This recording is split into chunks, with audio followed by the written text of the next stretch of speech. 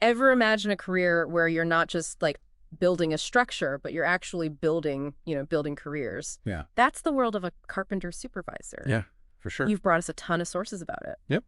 Most notably, RoleCatcher's Career Guide. We've also got their resources on interview prep and navigating today's job market. So whether you're thinking about this career path or you're just curious about the skilled trades, get ready to take a deep dive into this hands-on leadership role. It's a fascinating field, and RoleCatcher really does, like, get into the nitty-gritty of what it takes to succeed. So let's break it down. What does a carpenter supervisor actually do? I feel like there's more to it than meets the eye. Absolutely. It's a blend of craftsmanship, leadership, problem solving, and even mentoring. Wow. RoleCatcher's guide, they describe it as being the linchpin between the grand vision of a project and its actual physical construction. Oh, wow. Yeah. So it's not just about being a master carpenter yourself, right? Right. You need that deep understanding of carpentry, but you're also responsible for managing a team, making sure there's quality control, and making sure everything aligns with safety regulations and the blueprints. It sounds like a lot of responsibility. It is, and that's where the leadership aspect becomes so crucial.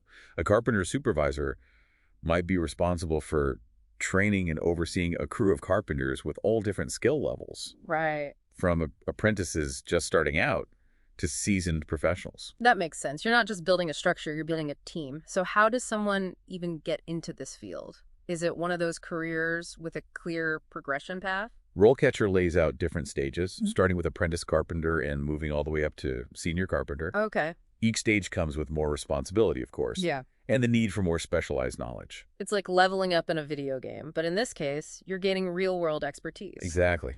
And what I found helpful is that RoleCatcher provides sample profiles for each stage. Oh, cool. They've got profiles from junior carpenters who are still honing their skills to those who've reached that senior carpenter level and are basically leading the charge on major projects. Okay, so what would a sample profile for someone just starting out, like a junior carpenter, look like? Imagine this. You're fresh out of a trade school or an apprenticeship, eager to learn. You want to prove yourself. Your profile might highlight your ability to follow instructions precisely, your, growing knowledge of reading blueprints, and maybe even your experience with specific carpentry techniques like framing or drywall. So that level, it's more about demonstrating your foundational skills and your eagerness to learn. Exactly. But as you progress to a full-fledged carpenter, your profile starts to emphasize your ability to work independently. And you might mention your experience tackling more complex projects, like roof construction or, intricate cabinetry work. Right. And you're likely starting to supervise less experienced carpenters. I can see how those leadership skills start to become more and more important as you move up the ranks. Absolutely. Yeah. By the time you reach that senior carpenter level, your profile is showcasing your years of experience managing large-scale projects, your deep knowledge of building codes and safety regulations, and probably even your ability to mentor and develop other carpenters.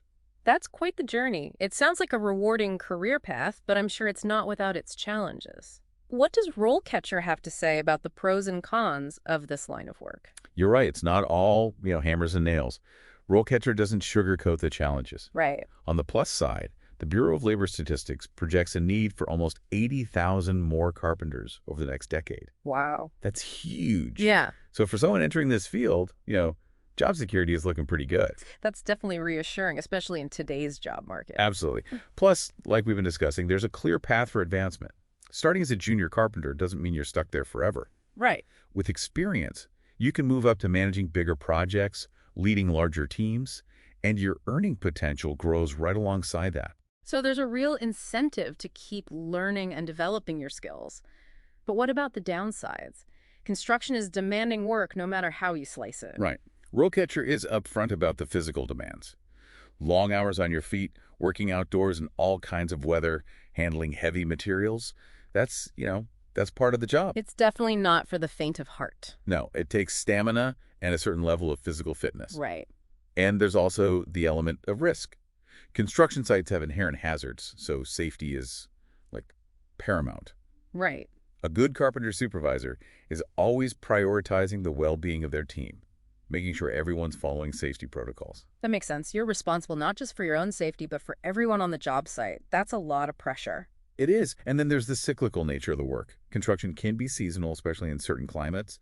RoleCatcher advises those entering this field to be prepared for, like, potential slowdowns during certain months and to manage their finances accordingly. So you need to be good at budgeting and planning for those lean times. Exactly. But here's the thing. Even with those challenges, RoleCatcher highlights something really interesting. A lot of carpenters find immense satisfaction in their work. I can see that. There's something very tangible and rewarding about building something with your own hands. Exactly. And as a carpenter supervisor, you're not just building structures, you're building a team, you're mentoring others, and you're leaving a lasting mark on the world. Speaking of lasting marks, we touched earlier on how technology is changing the construction game. RoleCatcher talks about this too, right? Mm-hmm. What are they saying about how the role of a carpenter supervisor is evolving? They bring up a fascinating point about 3D printing in construction. Okay. And we're not talking about, small-scale stuff here, Mm-hmm. but the potential for 3D printing entire buildings. Wait, really? Like printing walls and a roof and everything? Yes. Imagine a giant, highly precise robot that layers concrete or other materials based on, digital designs. Wow, that's a game changer. But wouldn't that kind of technology eliminate the need for carpenters? It's a valid question. And while some tasks might become automated, the role of a carpenter supervisor could actually become even more vital in this new landscape. Okay, I'm intrigued. How so? Think of it this way. You've got this incredibly complex piece of technology that needs to be overseen and managed on a construction site. You still need someone who understands the nuances of building, who can interpret those digital designs, troubleshoot problems, and ensure the final structure meets all the quality and safety standards. So instead of just supervising a team of carpenters, they're kind of like the conductor of an orchestra that now includes robots. That's a great analogy. They'll need to bridge the gap between the digital world of those 3D printing designs and the real-world application of construction. It's like they're becoming fluent in both the language of carpentry and the language of technology. Precisely. And that actually highlights a point RoleCatcher emphasizes throughout their guide, the importance of adaptability and continuous learning in this field. It makes sense. If you're not learning and growing, you're falling behind. Exactly. And it's not just about keeping up with technology. RoleCatcher also points to the growing importance of sustainability in construction. Right. Sustainable building practices are becoming more and more important. Absolutely. And because carpenter supervisors are often involved in selecting materials and planning how a project is executed, they're in a prime position to advocate for and implement those sustainable practices. So they're not just builders, they're becoming stewards of sustainability. Exactly. They're thinking about the long-term impact of what they build. And that might involve incorporating recycled materials, using energy-efficient designs, or finding ways to minimize waste during the construction process. It's really impressive how the role is evolving beyond the technical aspects to include leadership and sustainability and innovation. It is. And when you think about the skills that are becoming increasingly important, communication, problem solving, the ability to work with a diverse team, these are all valuable assets in any field, not just construction. It's about being adaptable, resourceful, and solution-oriented. Absolutely.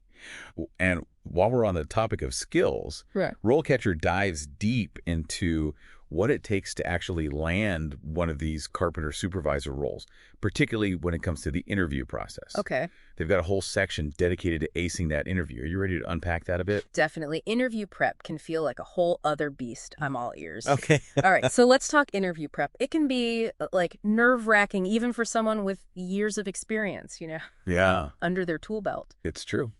What kind of insights does RoleCatcher offer to help someone really stand out? So they're big on ditching those generic answers Okay. and really showcasing your unique experiences, right? Right. They provide a bunch of potential interview questions, Okay. but their real strength is in guiding you on how to answer, not just what to say. So it's less about memorizing responses and more about having a strategy for tackling those questions authentically. Yes, exactly. For example, let's say they ask about a time you had to deal with a conflict on a project. Okay. Instead of just saying, "Oh, I handled it," Right. they encourage you to tell a specific story. Oh, I see where you're going with this. Remember that time a critical shipment of those eco-friendly insulation panels was delayed, throwing off the entire schedule? Perfect example. Uh-huh. You wouldn't just say, "Oh, there was a delay." You walk them through the problem. We had a tight deadline to install these energy-efficient insulation panels. We were trying to get LED certification, Hmm. and the supplier had a major backlog. Right. Then you'd explain how you tackled it, like, I immediately contacted the supplier and negotiated for a partial shipment of the most urgently needed panels. Then I reorganized the team's workflow to install what we had on a critical path while less time-sensitive tasks were put on hold. Exactly. Yeah. And, most importantly, you'd highlight the positive outcome. Right. This minimized the delay's impact on the project timeline and kept us on track for that LED certification. You've demonstrated problem solving, communication, and a commitment to sustainability all in one answer. It's like storytelling meets interview strategy. You're not just claiming to have these skills, you're providing the evidence. Exactly. And that approach, you can apply that to all sorts of questions. When they ask about managing schedules, don't just say, oh, I'm organized. Talk about using a specific project management tool and maybe even mention its benefits, like I implemented a Kanban board to, visually track each stage of the project. This made it easy for everyone on the team to see our progress, identify potential bottlenecks, and stay on schedule. For those who don't know, a Kanban board is basically a visual system for managing workflow. It's like having a giant organized to-do list for your whole project. Right. And using terms like that, especially if you can then explain them clearly, demonstrates that you're not just familiar with industry best practices, you actively use them. So RoleCatcher helps you craft answers that check all the boxes, demonstrating your skills, showing your experience, and proving you're passionate about the work. Yeah, and they also go beyond just content. They know that how you present yourself is just as important as what you say. It's true. Even the best answer can fall flat if you're mumbling or avoiding eye contact. What kind of advice do they give on that front? They have a whole section on body language, Okay. projecting confidence, and even just, speaking clearly and concisely. Things like make eye contact, offer a firm handshake, don't fidget, practice your answers beforehand so you sound natural and confident. It's like those public speaking tips they tell you in school, but tailored for the job interview setting. Exactly. And this is where, their practice interview feature comes in. Right. Their platform lets you record yourself answering common interview questions, right? Yes. And here's the really cool part.